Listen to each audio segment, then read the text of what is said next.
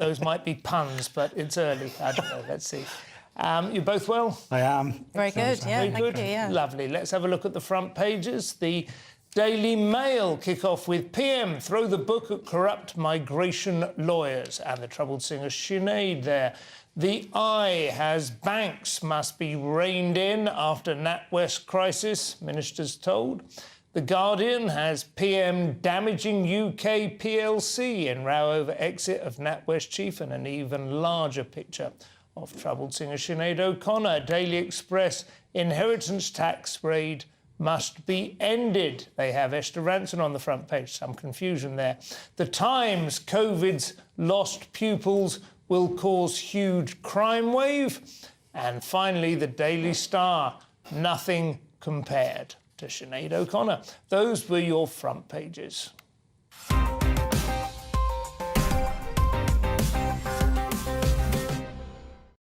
And so we kick off, Paul, with the Times and COVID's lost pupils. Yes, in the Times, it's front page story at the moment. Thousands more violent offenders will be created, ministers are saying, as a result of pupils essentially no longer attending school at the end of the pandemic. So yeah. This is a story in the past, I think. This is where children stopped going to school because they were probably in year 10 or year 11 and didn't go back to school after the pandemic released its doors. And of course, this was an inevitable consequence of the actions taken. Interestingly, the Times and other ministers believe that the key to solving this problem is to have attendance monitors in schools. Now, forgive me if I'm wrong, but this all finished about 3 years ago, so I'm not sure how that's going to achieve anything. And I assume, well, I know for a fact schools monitor their pupils' attendance very closely already. So are we talking, we're not talking about kids who are still playing truant 3 years on. We're talking about the kids who sort of faded away and didn't end with the kind of all the aplomb and all the ceremony and all the sense of closure that you should get from ending Well, that's school. exactly what we're talking about, I believe. Yeah. And I'm not surprised either. Yeah. I'm not surprised at all. And I mean, to say it's almost like we wash our hands of these kids now. We say, well, they didn't finish school and therefore they're going to be a problem. Now, I'm not saying that we should have some big nanny state government, but surely as a society we've got a job to look after these people. Yeah. Lots of people were affected as a result of some of the actions taken at government level. So don't we have a responsibility here to try and fix some of those? I mean, we have two kids. We have a 15 and 19-year-old as they are now, and my daughter didn't have to take her GCSEs, but she went through into sixth form, and that kind of saved her. But it has been quite interesting watching my son have his GCSEs this summer and knowing that he went through something that he didn't see his sister going through, and that, I don't know, it feels slightly wrong in that way as well. Do you know what I mean? There's quite a lot of a broken tradition in a way that hasn't been handed down, that quite a lot of kids have missed certain aspects of their schooling, even if they did go back to school, even if they have been quite constructive, even if they have been sort of rescued and lifted back up again. You're just aware that there was an experience. It depends who you are, doesn't it, and what strata of society you're from. I think I've got a friend whose family are from the rural West Country, and he's got a niece who hasn't been to school for 3 years now. She's only small, and her behaviour is so poor that she's not allowed back in anymore. Really? Wow. Yeah, because you can't take kids away from kids for 2 or 3 years. Do you regard that as being partly due to her being in the rural southwest? Is that? Well, it probably doesn't help. I don't know. That's a good question. She's gone totally feral. Is that what? That's what he's How old is she, implying. out of interest? I can't remember, like primary school age. Right, okay. But, you know, it's not OK to just lock kids down for 2 years. No, it is not, no. And it's also extraordinarily stressful for parents as well, isn't it, at this point, because a lot of them will not know what to do about it. So my daughter missed the end of year 6 and then essentially went into year 7, which is, most parents will know, that's the leap between primary and secondary education in the UK. So she missed that whole finishing of an era. Yeah. And then when she started in year 7 in senior school, it was in these bubbles. So not only were they joining senior school for the first time, they were only allowed to see the people within their classroom. And when you go to senior school, one of the advantages is you move around to your subject matter classrooms and you meet everybody and you get your head flushed down the toilet. And they all had their masks on as well, didn't they? They couldn't tell who was good looking or not. You know? Well, exactly. That's really important. It's good for some. That's so important. You cannot tell who might be sneering at you under them. Anyway, well, we hope these kids will claw their way back somehow into society. The second page we have is the Daily Telegraph, who, as usual, have all the day's news, but they've got the NatWest story at the top. Yeah, NatWest may have broken the law over Farage. may have broken the law. That's interesting. I would have assumed they had.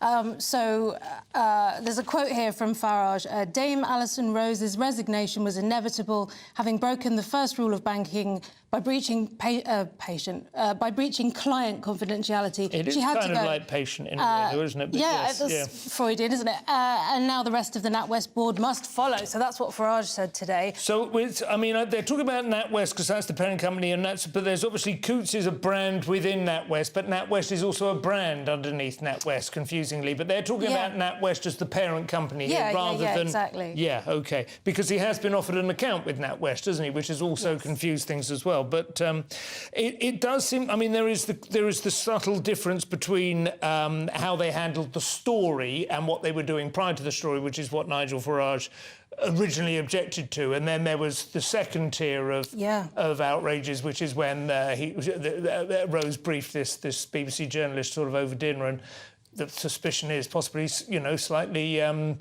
loose-lipped, shall we say, in a social situation. That's fair, it's yes. probably, if anything, it's probably generous, isn't it, to assume she wouldn't have been quite so careless if she'd been in her office. It exposes a lot, though, doesn't it? Because this wouldn't have been the first time this happens. No. And we were having this discussion earlier, Simon, actually, and if it wasn't for the gravitas of someone like Nigel Farage, we wouldn't have seen... persistence. He's dogged, isn't he? This is the thing, and people underestimate him. Oh, totally underestimated him. But a lot of this story is about parking the characters involved, the personalities involved, shall I say.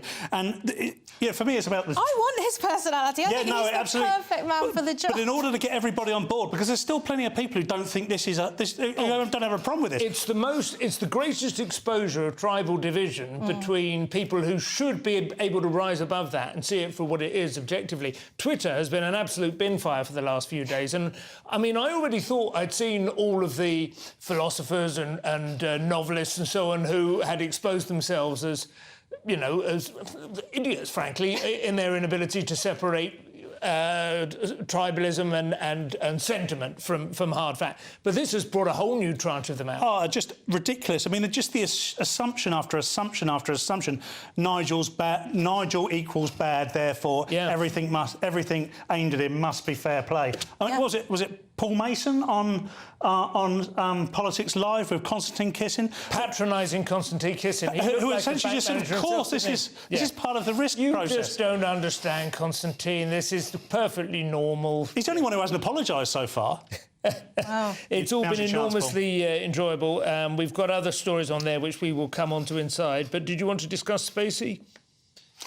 We could talk about, I think quite an interesting story here is the 40-year mortgages on the cards. Oh, OK. So ministers, we'll go to Spacey, sorry. That's all right, go ahead. In my own thoughts, however, I didn't hear you there. Yeah. But the 40-year mortgage thing really interests me because I understand exactly why they would jump to that at this point in time. Yeah. But to have a 40-year fixed mortgage is a very big deal. The reason we have sort of 2, 3, 5... I actually have a 10-year fix, so right now, that looks like a good plan. But when I took it out, I was, is that a good idea? Is that not a good idea? They're not talking about 40 years at a fixed rate. They're just talking about extending the period over which you pay back the money because it's going to be too much. They won't have a fixed rate. But it's not that much longer. You can get 35 now, can't you? So it doesn't really feel it's unusual. that big a deal. It depends on how young you are, obviously, and what your prospects are. But they use multipliers. Of course, some people would say that, this is like the banks coming forward with a solution. In fact, of course, it is the banks racking up the capacity of usury to make you a slave to debt for the rest of your life. But that was going to be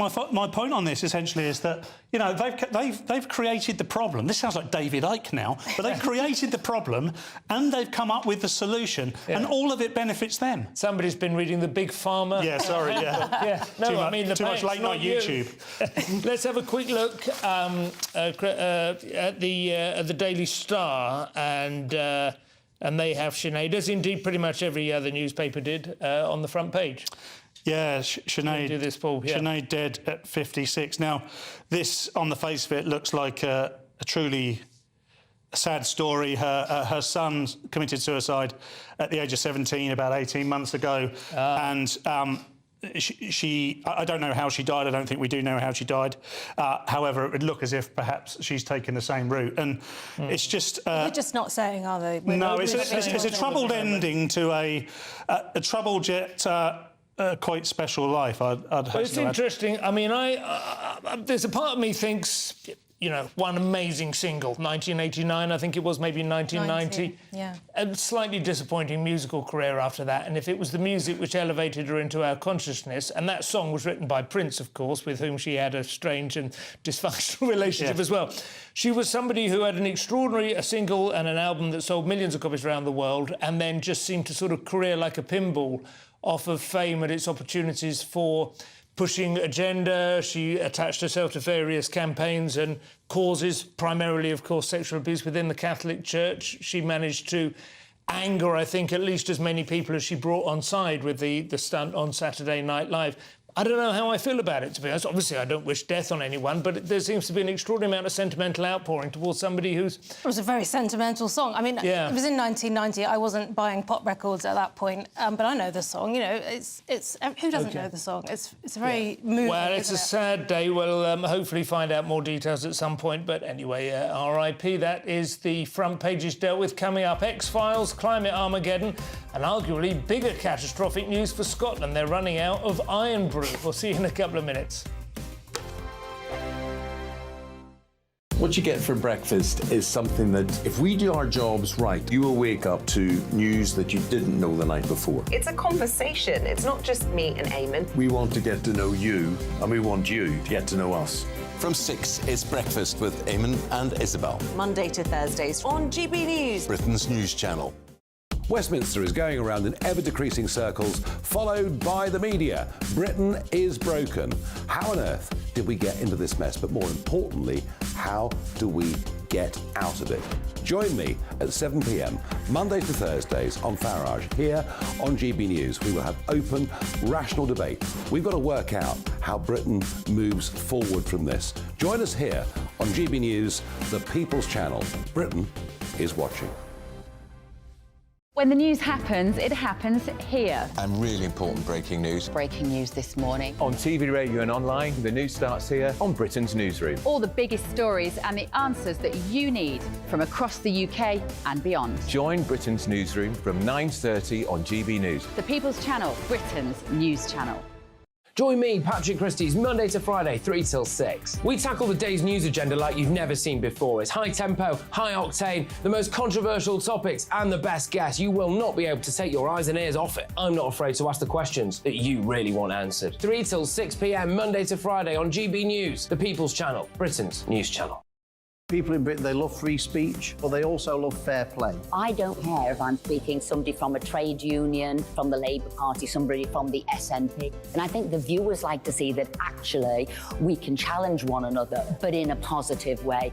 We think we ask the questions that people want to ask, and often we ask the questions that we wanted to ask in Parliament but never got the chance to ask. So join us every Saturday, 10 a.m. till noon on GB News, Britain's news channel. It's all about family, being in people's living rooms, all the interaction and getting to know who our viewers and listeners are. When I was young, my dad used to say, no, stop arguing. I wanted an outlet that would enable me to give my opinion. People are going through a really hard time right now, and I know that you don't feel like you're being listened to by the establishment. I came to GB News because it's the People's Channel, and I want the audience to have their say on the events of the day. We're dynamic. We do something different. Democracy shows that the wisdom of the nation is in its people. I get to travel to find out what the story is from a personal perspective. The British people aren't fools. We know when we're not being told the full story. We've got to work out how Britain moves forward from this. It's the best country in the world. The establishment had their chance. Now we're here to represent your views. Britain's watching. Britain's watching. Britain's watching. We're proud to be GB News, the People's Channel, Britain's news channel.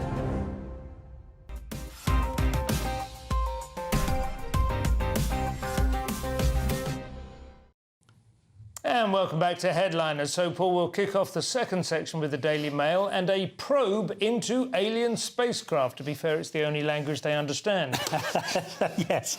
So this is all about the UFO hearing that's going on in America in Congress at the moment. Yeah. Whistleblower David Grush suggests that people have been murdered as part of a conspiracy to keep alien spacecraft a secret. Now, the big story here, because I know Cresta's not big on aliens, I think the big story here, ultimately, is that we've been lied to over the years. Yeah. So what we're...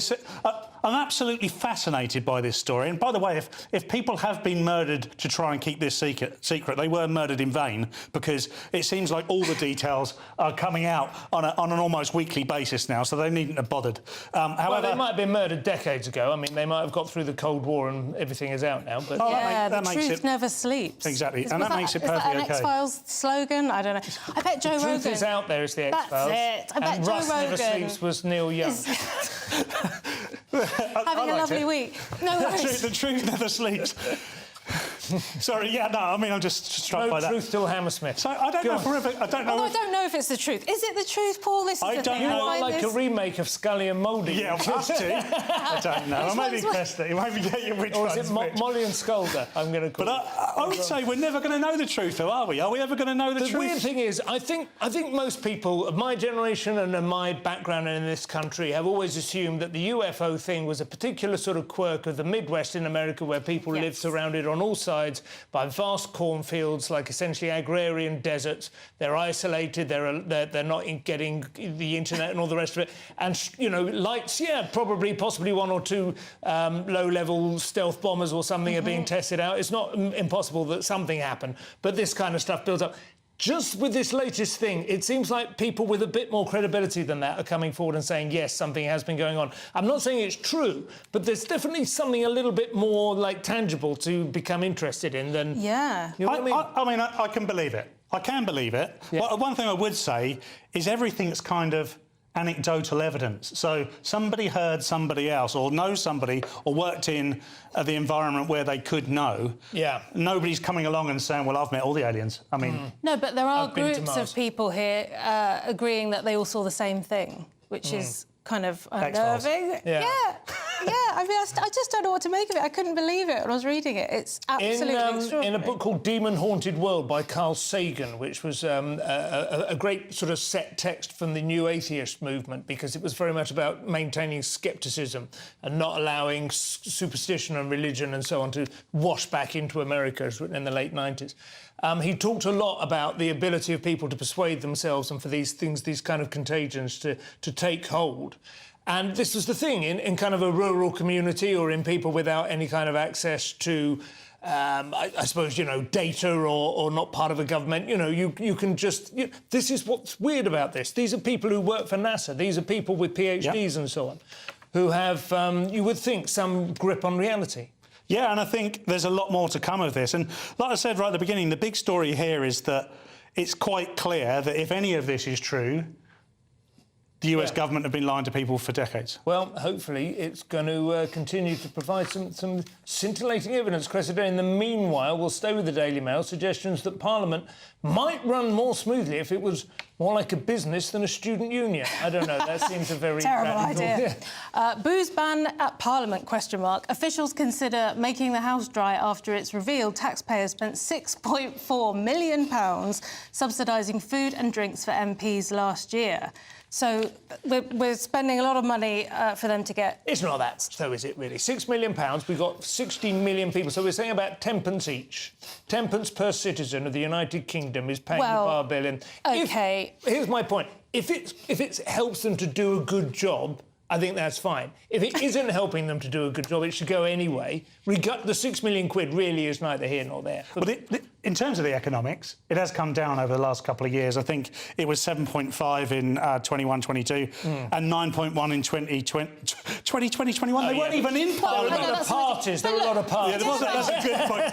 Cake makes up a lot of that. Well, yeah, a big cake. Forget about the money. Yeah. This is really about behaviour, isn't it? And it's can you be trusted to have a works Christmas do every single week, which I think is what it's like, isn't it? Working in a licensed environment is something stand-up comics are quite well placed to talk about, isn't it? I don't know. No, but it's different because when we do it, we're there. There's a small number of us. Not that different. I'm not going to Usually- say the thing. You might be misunderstanding my point. I do think it's problematic. I have found that in the last 25 years, if I have ever thought to myself, I need a month off booze or whatever, it's quite tricky if No, every I'm single night talking you go about- somewhere where people are drinking. You know? I'm talking about the sexual assault claims. Oh, right. That's what I'm talking about, and that doesn't happen to comics because typically it's 4 blokes. Yeah. Occasionally a woman, but there's just one of us. It's not a big deal. But I believe I'm right in saying in Parliament there's this accusation that if you're a young, attractive female Do you MP... think that's what the problem is? That's why they're worried about it? Rather That's than what actually trying to alcohol's legislate... for, when isn't they're it? I mean, we go to nightclub. We don't go to nightclubs and think, shall I have a drink? No, I mean, it clearly leads to very, very human behaviour. So if they got rid of the booze, that would be one less thing to worry about. It's possibly true. And then they need to make politicians a bit less sexy. I think they've achieved that, Simon. Climate change news, Paul, now in the Daily Star. And at last we have a proper hard target to hit. We need to reverse all present trends in the next 18 months or we're toast. Is that right? Well, it is The Guardian, so please bear that in mind as I read out the following words. Gulf Stream could collapse. Could. The Gulf Stream being that pattern of winds that comes across the Atlantic, could collapse as early as 2025, study suggests. However, this whole story is undermined in its first paragraph when it says a collapse would bring catastrophic climate impacts, but scientists disagree over the new analysis. So first of all, this is quite clearly climate porn for Guardian readers. Yep. This is who this is aimed at, and they absolutely gobble this stuff up. But what's their longest? What's the worst case scenario? Well, the worst case scenario. What they're saying here is that essentially the jet stream is going to change, but it could change any time between 2025 and 2095. The Gulf Stream. The Gulf Stream, sorry, the Gulf Stream. And the Gulf Stream is quite important to Britain because it's why we are unusually warm for our latitude, isn't it? Exactly. Quite the temperate summers and stuff. On our latitude in other places in the world, it's a lot colder. You see a lot more snow. Yeah. It's also one of the reasons why. I mean, I don't know what the correlation is between the jet stream and the Gulf Stream. I've got a feeling Simon might. The Gulf Stream is an ocean current, and it's warm water coming up from the Caribbean, broadly speaking, up into the north. Keeping our and it's part of a system which does provide a lot of rain for a lot of the world's most sort of populous regions and so on. So it would be bad if it went, as well as being bad for us. On the other hand, it might offset, global warming generally. So it might find might find a new stasis. This story to me, sorry, Chris. This story to me though just feels a bit like this could happen. It would be bad if it did. That's it, isn't it? It's more doom projections. So it's so divisive. The people that love it will go for it. There'll be more just, well, the people that are numb to doom now won't feel a thing. I'm numb. Comfortably. Larkin wrote about the end of England 50 years ago, that's how I feel now. Cressida, complicated reversals and rethinks on Hunter Biden's case. It's enough to drive a man to crack cocaine, isn't it?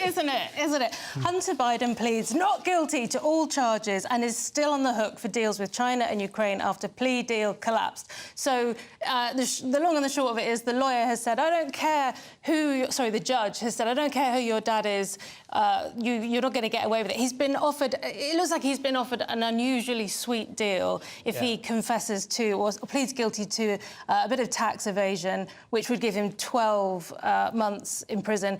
He could have got 10 years for lying about the fact that he was a crack addict when he bought a gun. Yeah. I mean, that's quite arrogant, isn't it? Yeah.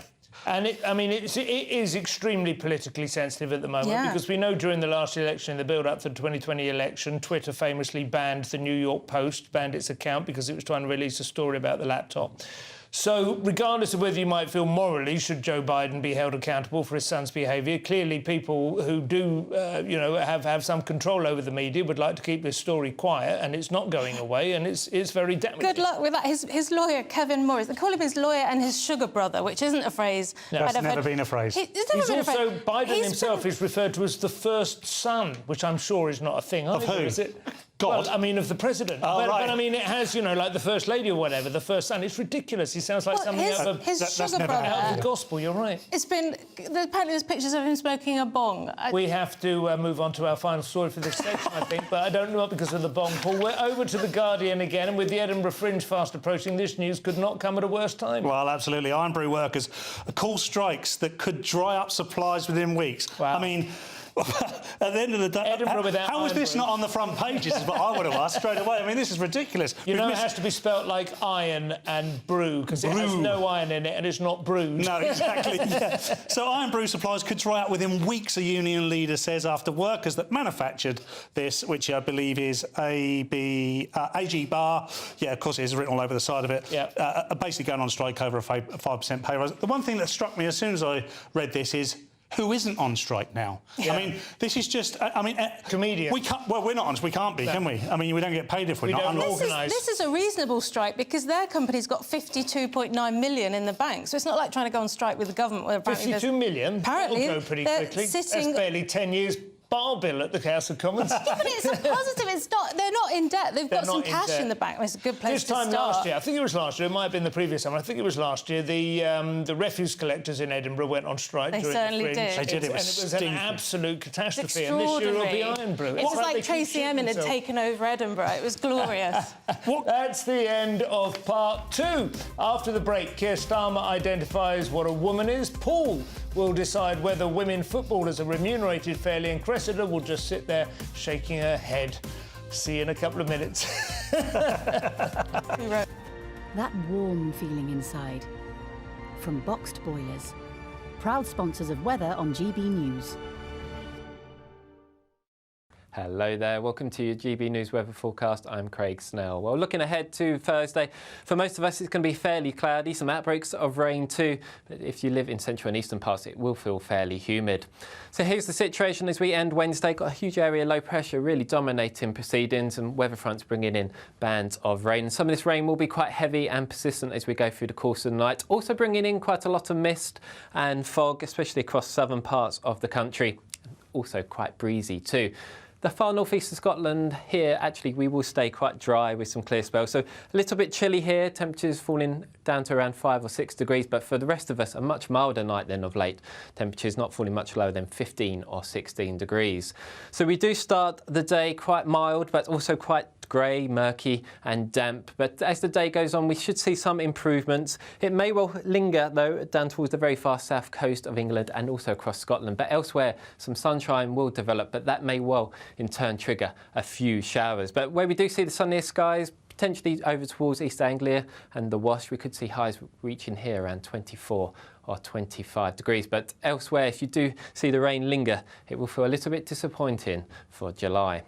Then having a look at Friday and into the weekend, the weather is set to remain unsettled, a mix of sunshine and scattered showers, and all the time for most of us, temperatures remaining around average. That warm feeling inside. From Boxed Boilers, proud sponsors of weather on GB News.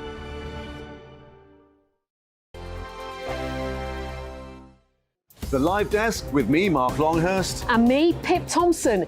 It's here Monday to Friday on GB News. From midday, we'll bring you the news as it breaks, whenever it's happening and wherever it's happening, from across the UK and around the world. Refreshing, feisty, but with a bit of fun too. If it matters to you, we'll have it covered on TV, radio and online. Join the Live Desk on GB News, the People's Channel, Britain's news channel. So Jubes & Co, we tackle the issues of the day with real, robust debate, both sides of the fence, battling it out with me in the middle with my forthright opinions and views. And often really interesting things happen because you start with a position and then by the end of the debate you find actually, well, I might not have thought about that one. What we need in this country is 2 new political parties. You should maybe think about doing a 2024 calendar. I'm Michelle Dewberry and I'm keeping you company right through until 7 o'clock this evening. GB News, the People's Channel, Britain's watching. Monday to Thursday, 9 p.m. till 11 p.m. Join me, Dan Wootton. I'll bring you the sharpest takes and hottest debates. Do you not believe in prisons? I don't believe in prisons. I'm completely stunned. I guarantee you there'll be no spin, no bias, no censorship. I actually was personally quite offended by it. And no reason to go to bed. So I guess they've always been quite woke. That's Dan Wootton tonight on TV, radio and online. Monday to Thursday from 9 p.m. till 11 p.m. on GB News. The People's Channel, Britain's news channel. In a world of dull and predictable radio and TV shows. Oh, hi. On Mark Dolan tonight, we've got big guests. We drill into the big stories of the day.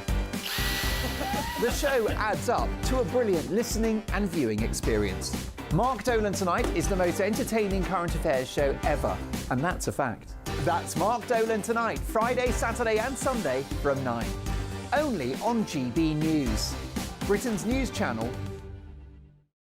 Like all families, we have arguments every now and then, but actually we agree on what the mission of GB News is, and that's the most fundamentally important thing. GB News provides the kind of platform that lets all voices be heard. We don't hold back. We're free to say what we really think. Just because some people who live in a tiny little Westminster bubble think that their particular story is important, that's not the most important story for me. And often there will be difficult stories that you won't find on the establishment media. Because what people think in the north of England may be very different to what they're thinking in the home counties. We're going to carry on telling the world what life is really like for households up and down the UK. We love to be in your car, in your kitchen as you're having your breakfast. Whatever you're doing, you are part of the show. If it matters to you, it matters to us. Britain's watching. Britain's watching. Britain's watching. We're proud to be GB News. The People's Channel. Britain's news channel.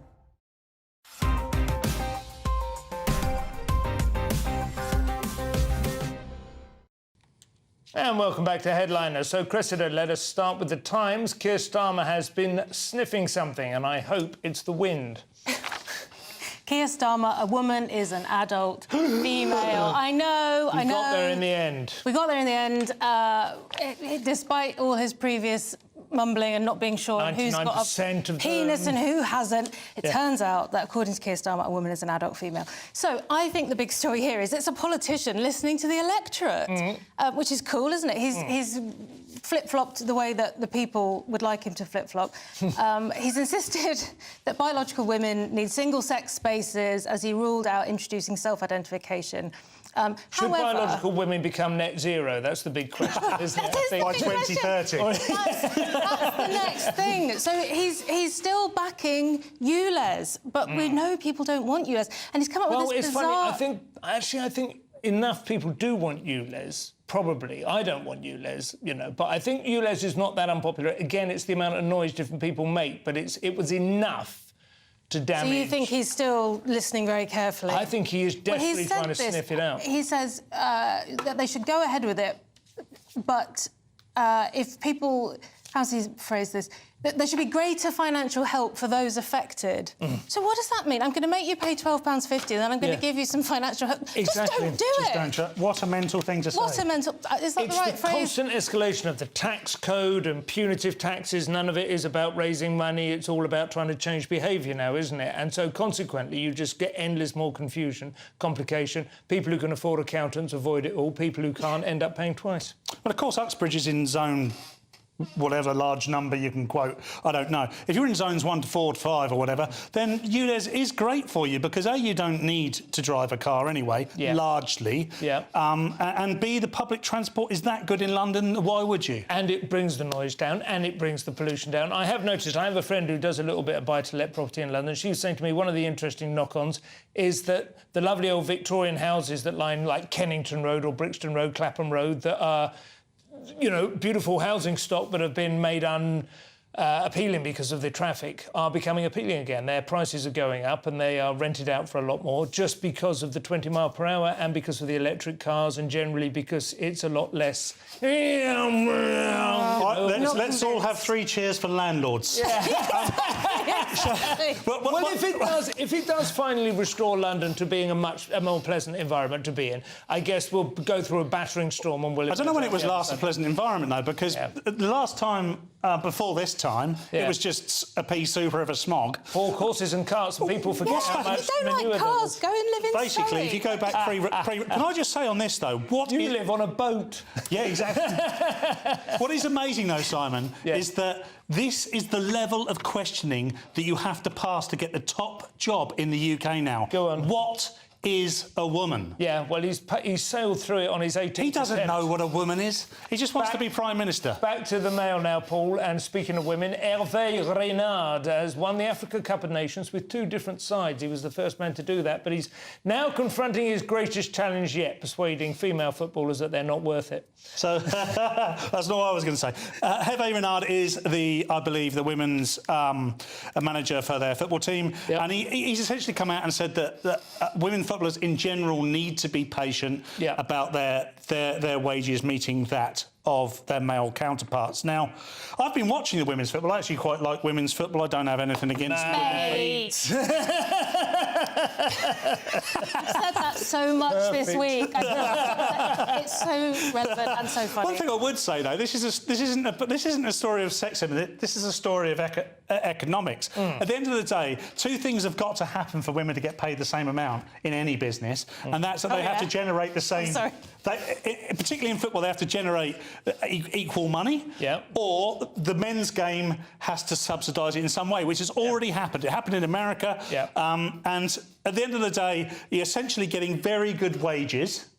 Women are getting very good wages, and it will only, if we just keep supporting women's football, they will get higher and higher. The question is, what is sport for, isn't it? It's very similar to the trans argument, like the female speech. What is sport for? It's an entertainment, or is it a means of social control? Is it a means of social manipulation and social engineering? Are we trying to create an idea in people's heads that women are as good as men at football? Because they're not. They're nothing like as good. The American female team recently lost humiliatingly to Wrexham, and like the Wrexham seniors. So they're really not as good. So you're saying American football is subsidising women's football? It has done previously. So when the men's team have done particularly well, they've actually subsidised. They've shared that's the hero story, isn't it? They've shared the gold. Yeah. Hero stories, that's what we want. Cressida, the Telegraph have a story now. I think we may have found a key part of the productivity crisis and might even give us a clue about women's football, but I'll leave that with you. Well, it gives us a clue about women. The Gen Z women turning their backs on hard work for lazy girl jobs. There is this movement. It's called the anti-work movement. Yes, it's a real thing. Probably born out of the pandemic, but... So this woman, she's helping other women get what are called lazy girl jobs, and these are jobs that you can do remotely and for not very much time. So you get a full salary for a couple of hours work a day. Brilliant. But I think this is really about work-life balance, and we know that we hear all this about the pay gap, but women aren't.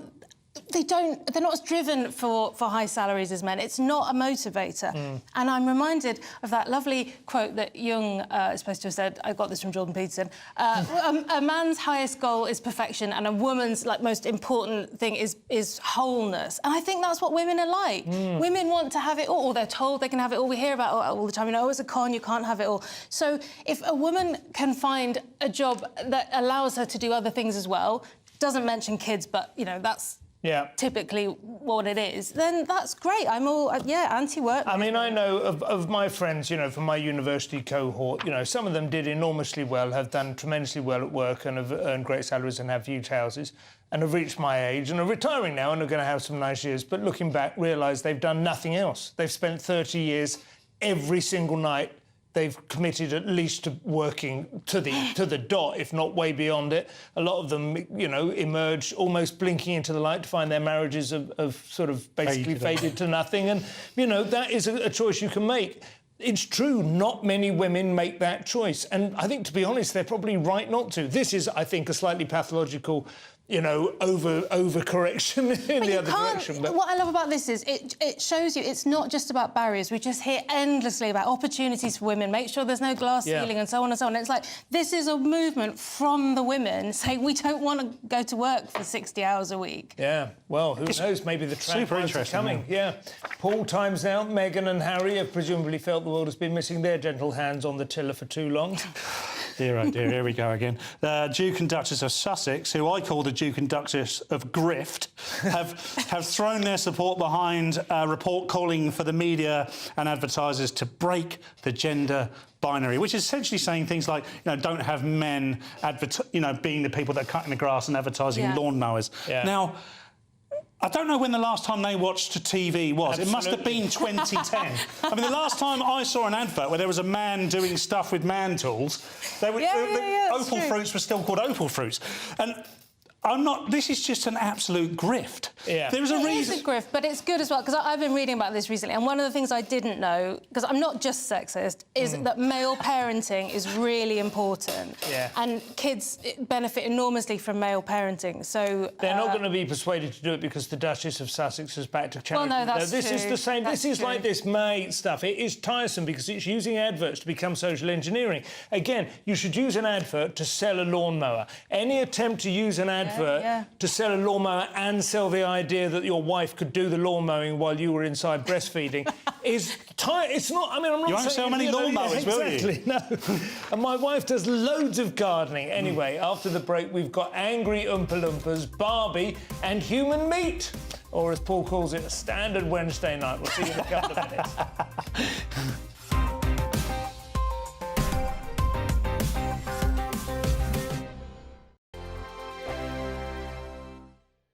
Monday to Thursday nights on GB News. At 6, it's Dubes & Co. 7 o'clock, Farage. At 8, join Jacob Rees-Mogg. And at 9, Dan Wootton Tonight, followed by Headliners. On TV, radio and online. This is GB News. Now then, Lee Anderson here. Join me on GB News on my new show, The Real World, every Friday at 7 p.m, where real people get to meet those in power and hold them to account. Every week, we'll be hearing your views from up and down the country in the real world. Join me at 7 on GB News, Britain's news channel.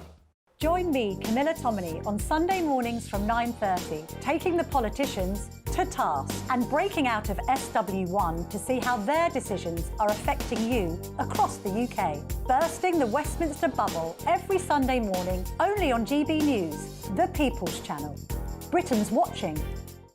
Join us every night on GB News at 11 p.m. for Headliners, which is 3 top comedians going through the next day's news stories, which is exactly what you need, because when the establishment has gone crazy, you need some craziness to make sense of it. So join us 11 p.m. every night on GB News, the People's Channel, Britain's news channel.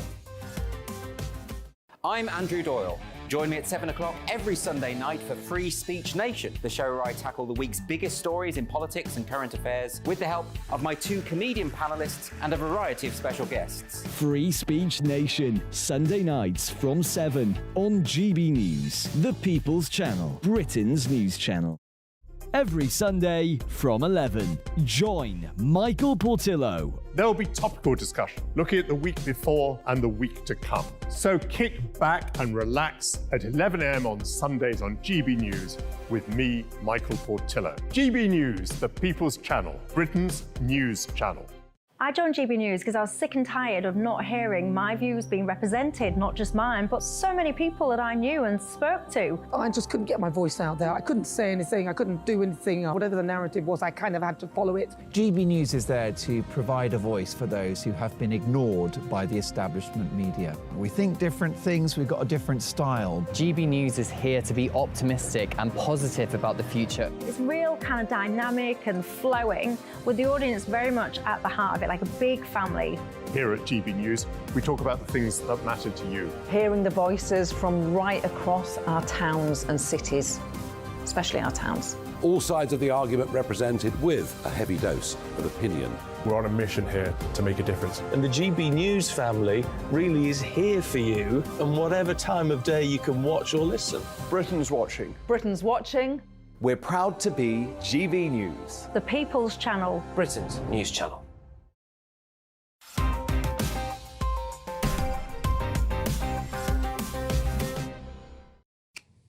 And welcome back to Headliners. So Paul, independent now, and a casting controversy as the role of an Oompa Loompa goes to Hugh Grant. Lovely. Hugh Grant casting as Oompa Loompa in Wonka, criticised by actor with dwarfism.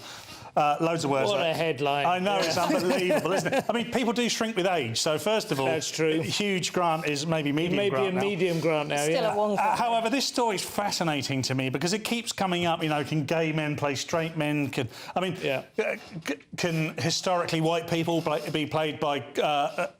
current black people. Yeah. At the end of the day, acting is acting, isn't it? What's really interesting about this story, I don't know, for our viewers that haven't seen, essentially in a film that's a prequel to Willy Wonka and the Chocolate Factory, Hugh Grant plays an Oompa Loompa, as we all know, was played by little people in the 70s, painted in orange, and now they're played by Hugh Grant, and we're all supposed to be OK with it. And do you know what? I don't care really. What's fascinating to me about this is that Hugh Grant would be the sort of guy who'd be the first person to complain if he wasn't the Oompa Loompa. So he'd be the first person to say, why isn't the Oompa Loompa being played by the short chap? And all of a sudden, it's not an issue because he's doing it and it's worth loads of that. I suppose it would be quite funny, wouldn't it, if they used CGI to cast full-sized actors as Oompa Loompas, but used a dwarf to play Willy Wonka. Well, yeah, why not? Or And do you know use what? a dwarf as Charlie as well. I think the little people and the dwarfs within this story wouldn't complain if that was the case, because what essentially they're saying is, look, you're taking away our livelihood because we're not being given the leading roles. We're not being given... Of course. I was watching a guy, Dylan Postal, this other man who's a dwarf from America, was on Piers Morgan the other night, and he was, like, tearing his hair out, saying, guys, these roles are for us. Don't take them away. Tearing Piers Morgan's hair out. Well, not quite. It was Zoom. Not literally on him. Not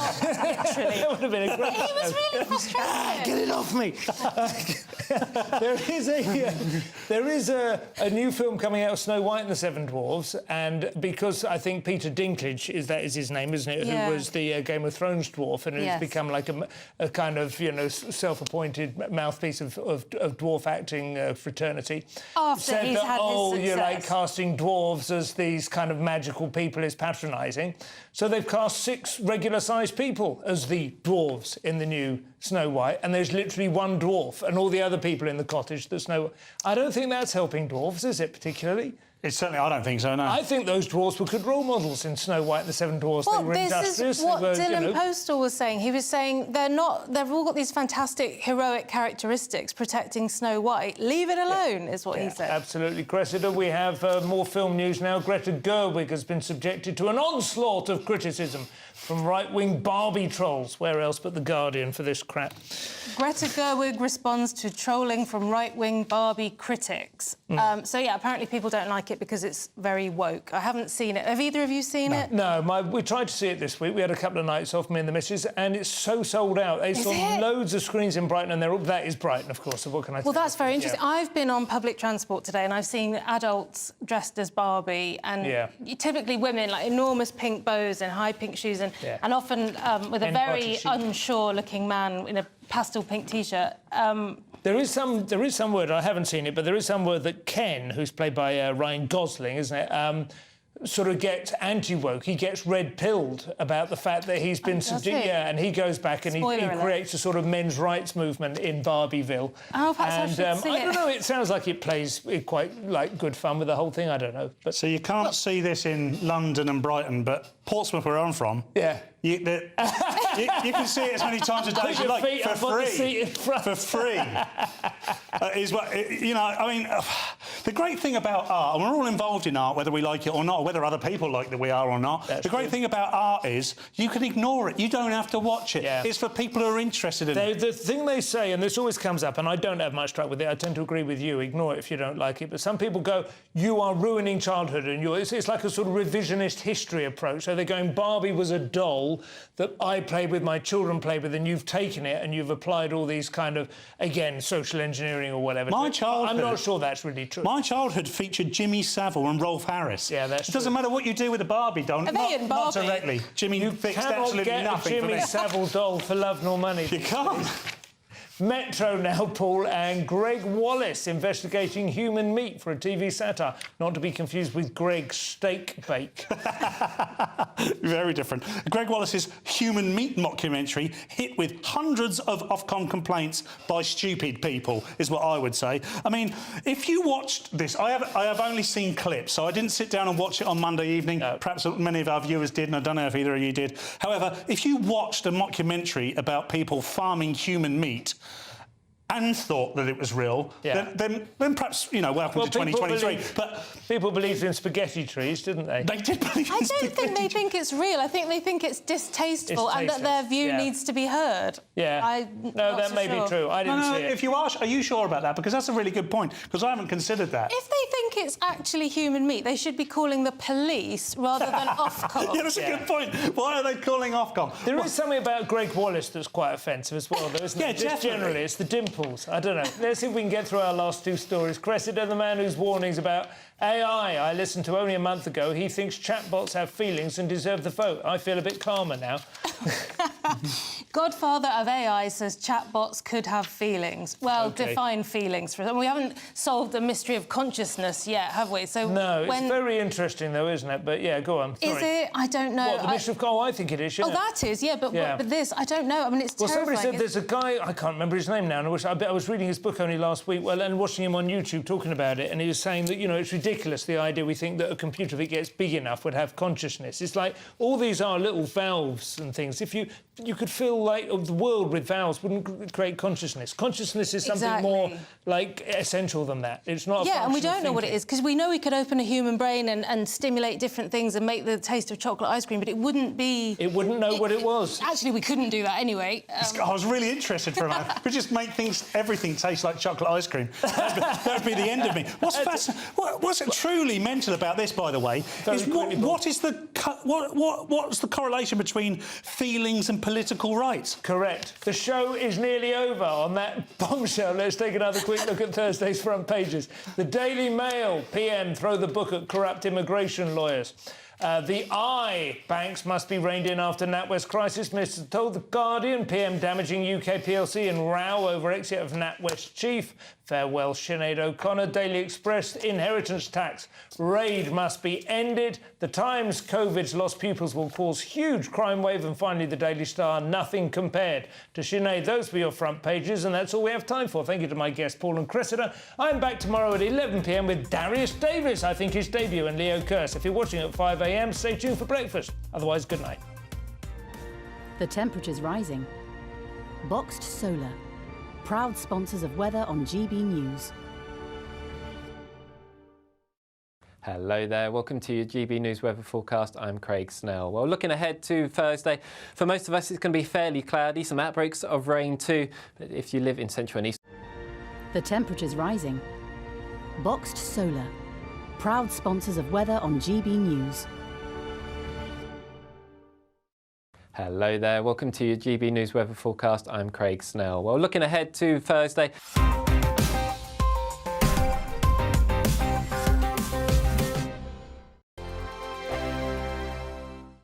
What you get for breakfast is something that, if we do our jobs right, you will wake up to news that you didn't know the night before. It's a conversation. It's not just me and Eamon. We want to get to know you, and we want you to get to know us.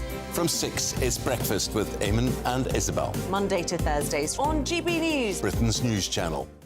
Westminster is going around in ever-decreasing circles, followed by the media. Britain is broken. How on earth did we get into this mess? But more importantly, how do we get out of it? Join me at 7 p.m, Mondays to Thursdays on Farage, here on GB News. We will have open, rational debate. We've got to work out how Britain moves forward from this. Join us here on GB News, the People's Channel. Britain is watching. When the news happens, it happens here. And really important breaking news. Breaking news this morning. On TV, radio and online, the news starts here on Britain's Newsroom. All the biggest stories and the answers that you need from across the UK and beyond. Join Britain's Newsroom from 9:30 on GB News. The People's Channel, Britain's news channel. Join me, Patrick Christie's Monday